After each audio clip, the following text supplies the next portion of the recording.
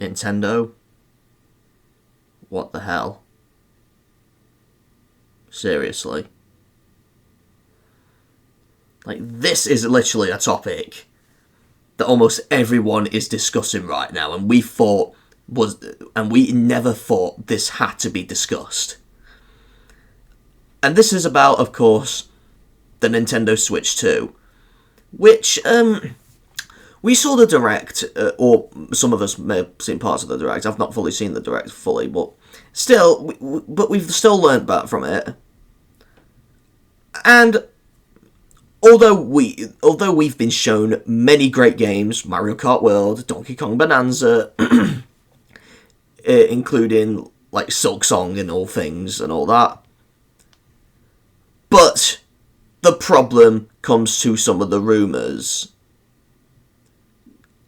And not just that, but also the pricing of the system, let alone Switch 2 upgrades, which we'll get into. So first off, the pricing. You think the price of the console is expensive enough, right? About $500, I think, which is equivalent to like 400 something pounds in UK. But the game prices are way too expensive as well. You might think, oh, it'll be like 50, 60 or 70 US dollars. No. Digital copies will be $80, which you might think, oh, it's fair because they are bigger games after all, and thus they're trying to make more profit.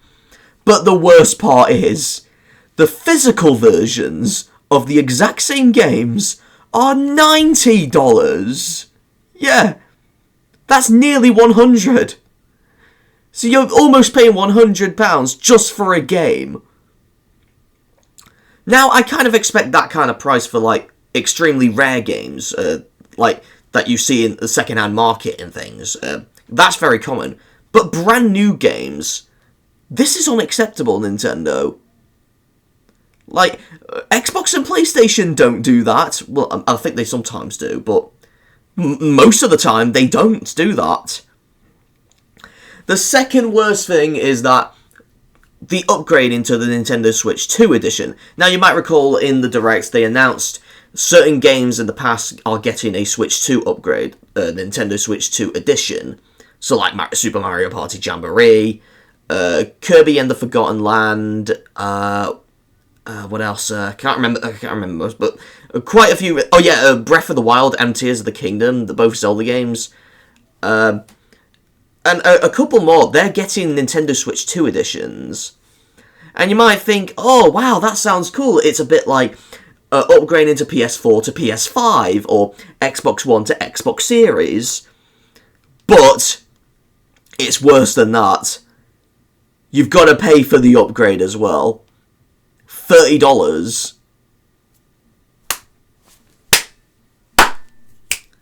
Why? You compare this to Xbox. So let's say here, FIFA 21, you can see this is like a smart delivery release, Xbox One and Series X. Put the disc in any device, you can play it with no extra fee, even on a Series X. And it will be the same with the PS4 and PS5 edition. Even if you have the PS4 disc, you can put it in your PS5, you can upgrade to the PS5 version for free. But Nintendo's not taking that route. No. They just want us to pay for the extra stuff. And I kind of get it for some because things like Super Mario Party Jamboree has like the TV thing that they're added as a bonus. I think I get for something like that, or Kirby and the Forgotten Land included an extra level for the Switch 2 edition. Why not just make them pay for the extra stuff, and then the rest of the upgrades get for free? Why not do it like that? Or making them as DLC or something? Or preferably, we get it all for free, but I don't think they're going to do that, to be fair.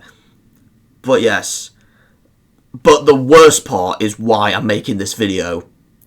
And I'm dreaded if this actually happens with the final Switch 2 release.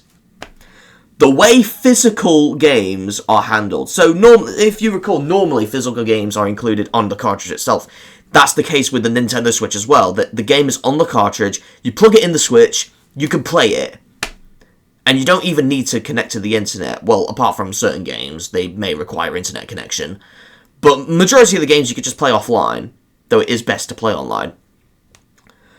But I can't believe this is happening. If it ends up like this, Switch 2 cartridges, they're not gonna have most of the game in the cartridge. The cartridge is basically gonna have a download code in them. So that pretty much means you download the game from the eShop with the card. So you're basically buying a download code on a cartridge with a box. So, and then after that, you then download it from the eShop, and then you get to play the game. And the worst part is, if the game gets removed from the eShop, you buy the cartridge that's not been used. You can't even play the game. What? Why, Nintendo? Why would you do that? Why can't you just put the full game on the cartridge? Does it don't make sense. And you're probably going to lose sales for that. Now I get for digital. I assume most people are going to be like digital owners anyway, so it's not going to be a massive problem for them because they could just buy it off the eShop anyway. But people who prefer physical media like I do, it's going to be a tough task, especially for preserving games. So preservation is very important to most retro gamers, including me.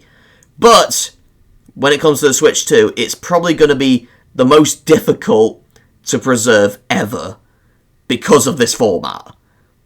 Digital games might be easy to preserve, but cartridge games are definitely going to be difficult, even if you buy them on second-hand market. So that means, unless preservationists preserve the games day one they come out,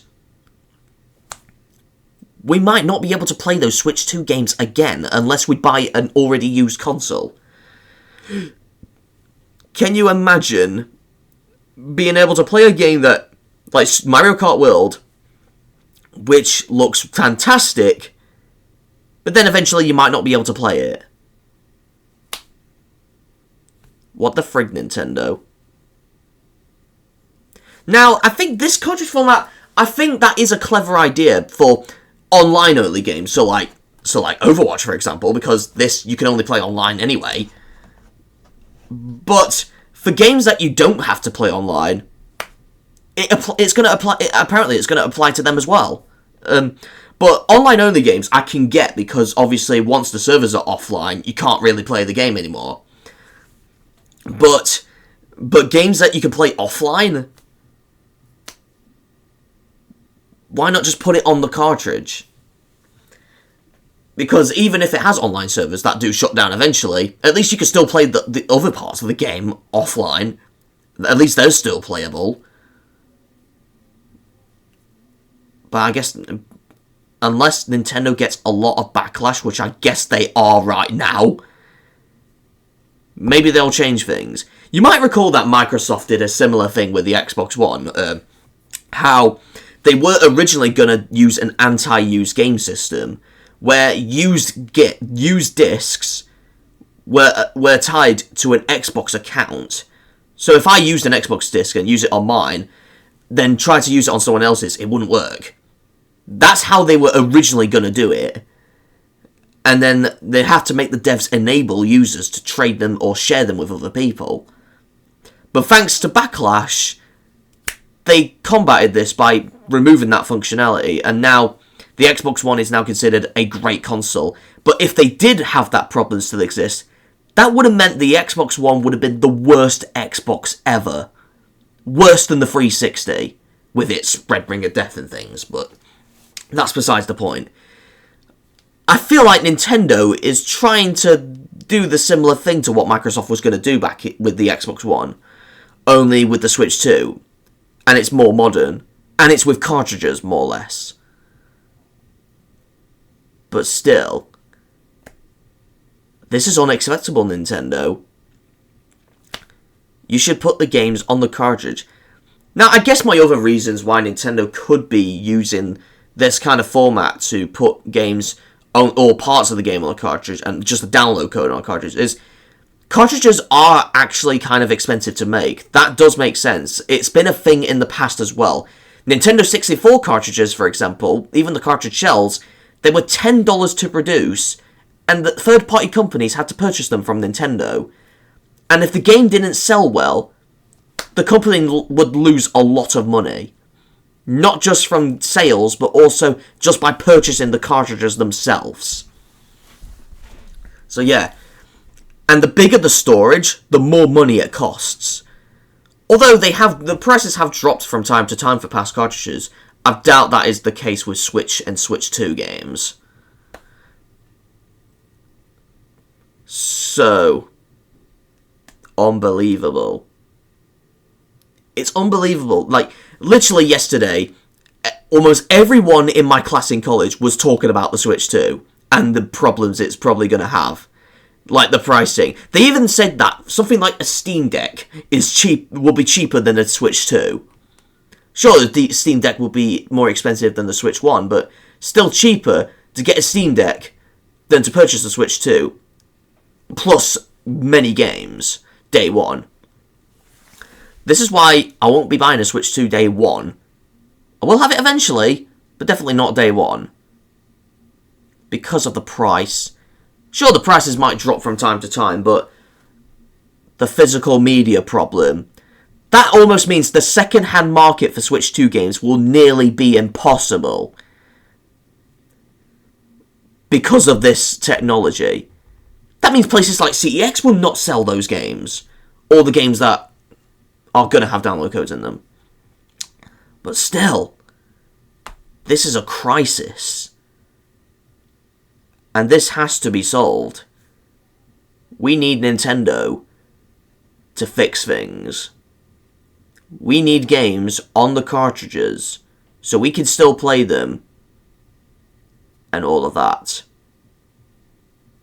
Like, they can still make download codes and things because download codes are kind of fun. But putting them on the cartridge, it's not really great because if you don't know, download codes you can only use once. They're basically an equivalent to a condom. Once you've used it, you can't use it again, the same one again. It's the same thing with download codes. And I assume it's going to be the same thing with those Switch 2 cartridges as well. So, yeah. So buying a Switch 2 game would be equivalent of buying a condom. That's basically what Nintendo is doing. They're basically selling, well, not really condoms, but they're basically, it's almost like they're selling condoms to people. It's just like that. Only it's Switch 2 games, and they act like condoms. Once you use them, can't use the same one again. So, now, what I like Nintendo to do, and let's hope this is, one, reduce the price of certain games, because $90 for a physical game is totally unacceptable, especially if it has to have a download code in it. Number two, make most games don't have download codes in them. Make sure the games are actually on the cartridge. So, like Mario Kart World, I bet that's not going to be an online-only game, but there is probably going to be an online mode. Make that playable offline, and make sure the whole game's on the cartridge. That way everyone can enjoy and play. And then only include the download code feature for online-only games. So, like I mentioned, Overwatch. And many other games. Maybe if Concord comes back. Which I bet it won't.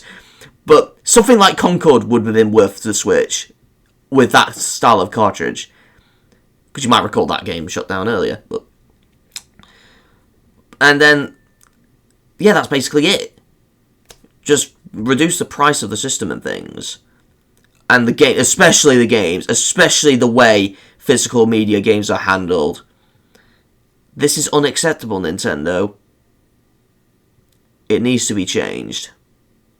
Like, you might recall that Nintendo is no stranger for having a lot of problems in the past as well. So, the way they handle things like digital distribution. So, like, in Japan, for example, in the 90s, they had something called the Satellaview, which is an add-on for the Super Famicom exclusive to Japan.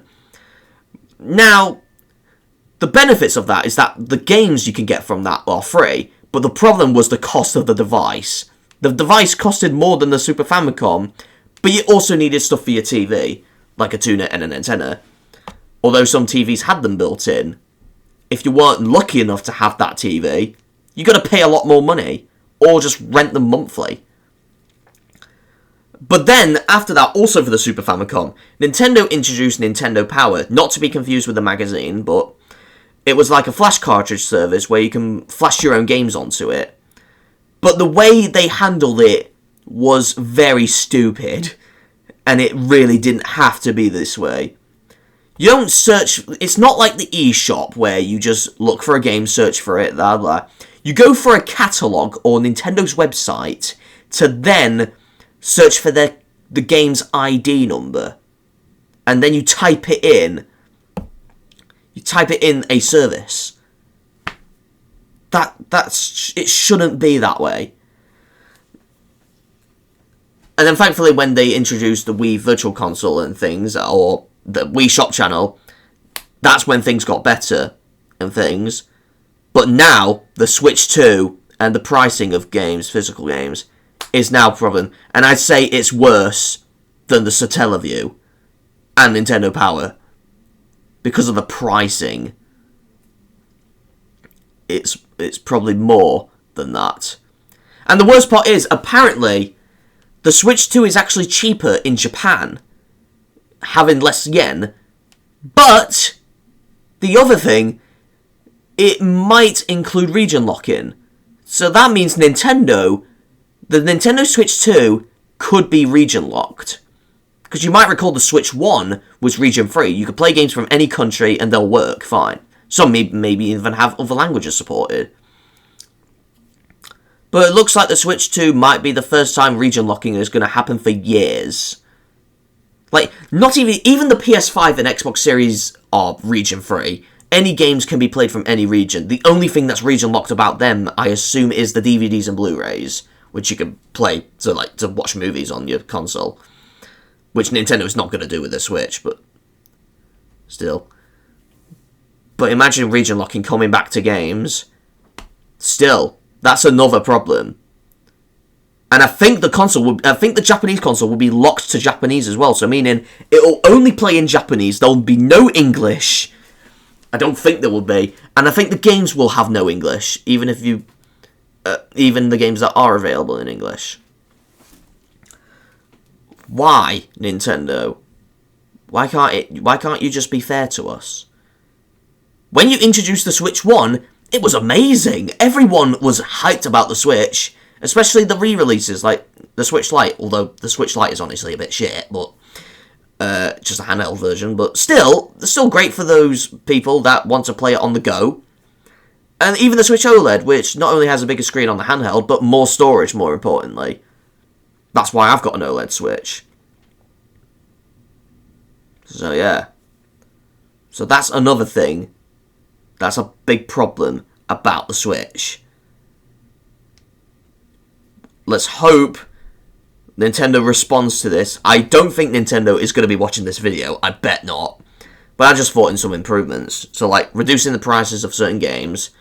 Like $90 for a game, I get that for massive games. Because you might recall that Grand Theft Auto 6 might cost $100 when that game eventually comes out. Because it'll probably be the biggest game yet. Yeah. And almost everyone is hyped for GTA 6. Almost everyone is. But the Switch 2 will probably be worse. Because of things like the pricing of games. Like, those games will be definitely not as great as GTA 6. And thus, they should have a definitely lower price than they should. So, yeah. So, the improvements I want from Nintendo are reducing prices of cartridges, especially. And make sure, like, $90 is only acceptable for, like, really massive games. So, like, if GTA 6 came to the Switch 2, that'll be fine. But, I mean, most games, like, even your games you're making, why not make them something like $50, $60, or $70? And then please make sure that the games are actually on the cartridge and not on the download code. Or make it so that download code cartridges are only a thing for online-only games. And then the last thing, definitely the last thing, make sure the console's region-free. Because all of us hate region lock-in. We honestly do. That's why I have modded consoles for the purpose to bypass regions. So I can play Japanese imports, North American imports, in my country of the UK, the United Kingdom, England. So, yeah. I hope Nintendo takes action against these claims, and let's hope they don't end up in the same situation as Microsoft with their Xbox One. My God. It's gonna be insane.